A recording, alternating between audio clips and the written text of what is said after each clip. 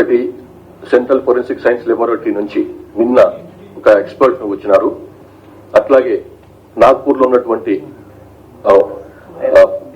Fire safety institute of fire safety and అది ఒకటి ఉంది, చాలా టాప్ ఇన్స్టిట్యూట్ అది భారతదేశంలోనే. అక్కడి నుంచి కూడా నిష్ణాతులు వచ్చినారు, ఎక్స్పర్ట్స్ వచ్చినారు. వాళ్ళు ప్లస్ వీళ్ళు సిఎఫ్ఎస్ఎల్ వాళ్ళు కలిసి దాన్ని ఆ సోర్స్ ఆఫ్ ఫైర్ ఏంటిది, ఇందులో ఎట్లా వచ్చింది అన్నది ఎంక్వైరీ చేస్తున్నారు.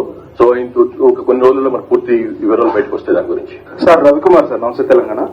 సార్ ఫోరెన్సిక్ సైన్స్ నుంచి వాళ్ళ మేజర్ గా సర్వర్ రూమ్ కాలిపోయిందని కంప్లైంట్ లో ఇచ్చారు.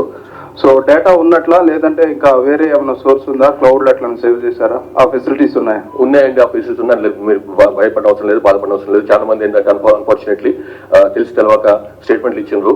ఏది అందులో ఏదో పాత కేసు, చాలా కీలకమైనటువంటి కేసు సంబంధించినటువంటి అవన్నీ పోయినాయని చెప్పి. ఇది టోటల్లీ ఫాల్స్. అది అట్లాంటిది ఏం పోలేదు. మొత్తం ఏదైతే ఆ పర్టికులర్ కేసు 2015 అయినటువంటి కేసు సంబంధించినటువంటి కేసు మెటీరియల్ ఉందో అది 2021 కల్లా మొత్తానికి మొత్తం ఎంటైర్ మెటీరియల్ కోర్టు పంపించినాము. ఎఫ్ఎస్ఎల్ లో ఆ కేసు సంబంధించినటువంటి మెటీరియల్ ఏం లేదు. అది తప్పుగా పనిగట్టుకొని పోలీసులను బదనాం చేయటమో లేకపోతే ఒక మిస్రిప్రజెంటేషన్ చేయటమో, ప్రజల్ని మిస్లీడ్ చేసే ప్రయత్నం చేస్తున్నారు కొంతమంది. అది పూర్తిగా తప్పు. మా దగ్గర ఆ కేసు సంబంధించినటువంటి 2015 జరిగినటువంటి ఆ కేసు సంబంధించినటువంటి మెటీరియల్ మా దగ్గర ఏది లేదు. Entire material was shifted to court. అది ఛార్జ్ షీట్ కూడా అయిపోయినాయి ఆ కేసులు. కాబట్టి అది ఆ రకంగా ఒక అనుమానం కలిగించేట్టు మాట్లాడటం తప్పు.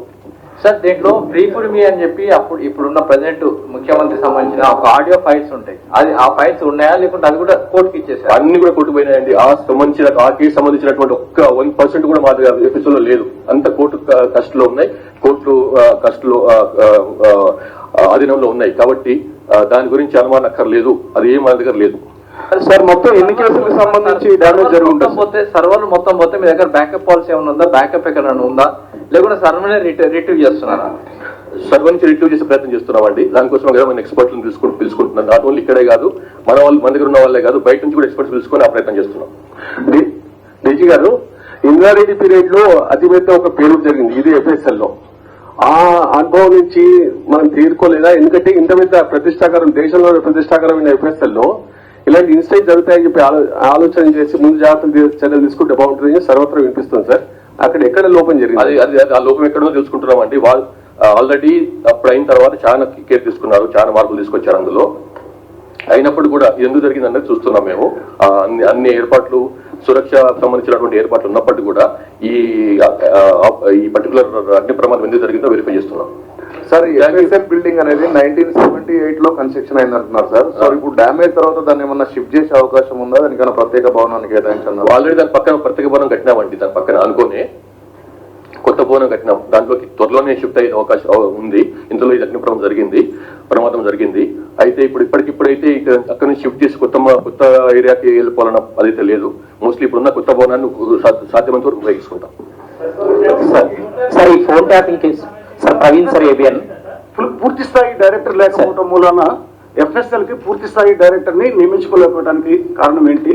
చాలా సంవత్సరాలుగా ఇన్ఛార్జీల పాలన కొనసాగుతుంది. దీని మీద ఏం చెప్పదలుచుకున్నారు? పూర్తి స్థాయి డైరెక్టర్ అంటే ఇప్పుడు ఉన్న ఆఫీసర్ కూడా డీజీ ర్యాంక్ ఆఫీసర్ ఉన్నారండి. Last more than almost 2 years నుంచి 1.5 years నుంచి ఉన్నారు. కాబట్టి పూర్తి స్థాయి డైరెక్టర్ లేదన్న కరెక్ట్ కాదు. Sir ABN sir Praveen sir. Sir ఈ ఫోన్ ట్యాపింగ్ కేసులో 7 ఫైల్స్ దగ్ధమయ్యాయా? వాటికి సంబంధించిన నివేదిక రెడీ అయి ఉందా?